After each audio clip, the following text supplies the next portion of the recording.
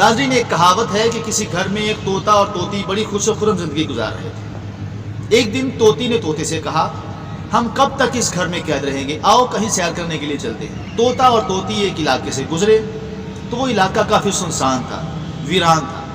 جس طرح ناظرین ہمارے ہاں کہتے ہیں کہ کوئی ویران جگہ ہو تو اس کو کہتے ہیں کہ یہاں تو لگتا ہے الو بولتے ہیں۔ طوطی نے طوطے سے کہا، اتنی ویران جگہ ہے، لگتا ہے یہاں الو پھر کے گئے ہیں۔ جب اس نے یہ بات کہی تو پاس کھڑا ایک الو یہ بات سن رہا تھا۔ یہ سن کر اس کی آنکھوں میں آنسو آ گئے، اسے غصہ آ گیا۔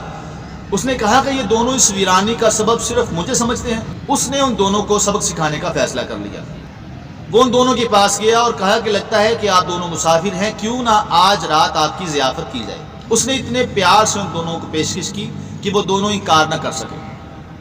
الو دونوں کو اپنے گھر میں لے گیا اور ان کی بہترین ضیافت کا اہتمام کیا۔ خوبصورت ڈشز بنائی ان کے لیے خوبصورت کھانے کا انتظام کیا۔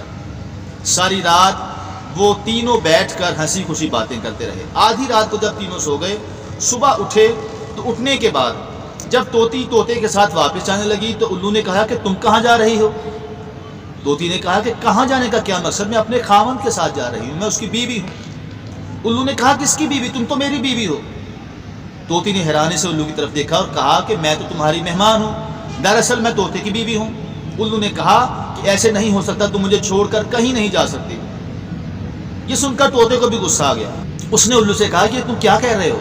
الو نے کہا کہ اس سے پہلے کہ ہم تینوں آپس میں لڑیں، میں تجویز پیش کرتا ہوں کہ ہم اپنا فیصلہ قاضی کے پاس لے کر جاتے ہیں۔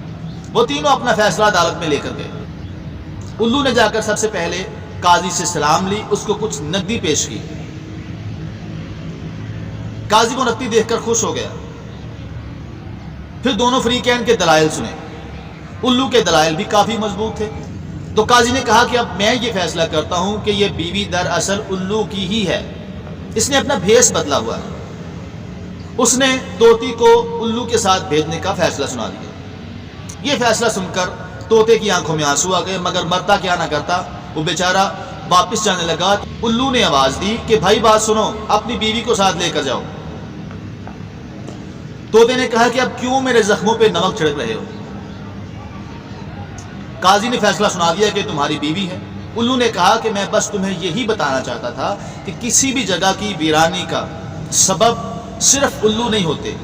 کسی بھی ملک کی ویرانی کا سبب، کسی بھی شہر کی ویرانی کا سبب، کسی بھی گھر کی ویرانی کا سبب صرف الو ہی نہیں ہوتے، بلکہ جب فیصلے کرنے والے پیسے دیکھ کر فیصلے کریں تو اس ملک میں، اس شہر میں، اس گھر میں ویرانیاں اپنے ڈیرے ڈالتی ہیں۔ ہر جگہ ویرانی کا سبب الو نہیں ہوتا۔ ناظرین، یہ کہاوت سنانے کا مقصد صرف یہ تھا کہ ہمارے ملک میں ہزاروں لوگ قید ہیں، بے گناہ قید ہیں، ہزاروں بے گناہ جیلوں میں سڑ رہے ہیں، مگر ان کے پیچھے آنے والا کوئی نہیں۔ الو نے یہ بات سمجھائی ہے کہ اگر آپ اپنے ملک میں، اپنے شہر میں، اپنے گھر میں خود فیصلے کریں، اچھے فیصلے کریں، بہترین فیصلے کریں اور انصاف کی بنیاد پر فیصلے کریں تو آپ کے ملک میں، آپ کے شہر میں، خواہ آپ کا گھر ہو، کبھی ویرانیاں ڈیرے نہیں ڈال سکتی۔ آپ غلط فیصلے کر کے ساری بات الو پہ نہ چھوڑا کریں، بعض اوقات الو بھی اچھے فیصلے کرتے ہیں۔ ناظرین، اس کہانی میں بہت سے اسباق پوشیدہ ہیں، بہت سے سبق پوشیدہ ہیں، صرف سوچنے سمجھنے والوں کے لیے۔ اگر ویڈیو پسند آئی تو اس کو لائک کریں، دوستوں کے ساتھ شیئر کریں، چینل پہ نئے ہیں تو ہمارے چینل کو سبسکرائب کریں۔ ملتے ہیں اگلی نئی ویڈیو کے ساتھ۔ اپنے میزبان بلال حسینی کو اجازت دیجیے۔ اللہ حافظ۔ پاکستان زندہ باد۔